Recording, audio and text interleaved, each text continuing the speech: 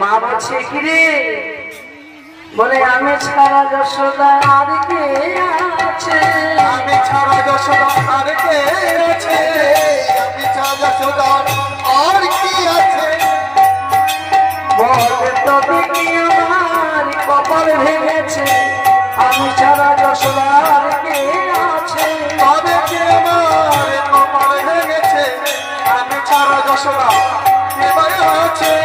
তবে কি আমার কপাল ভেঙেছে, আমি ছাড়া যশোদা আর কে আছে, তবে কি আমার কপাল ভেঙেছে, বলি ওরে আমার প্রাণের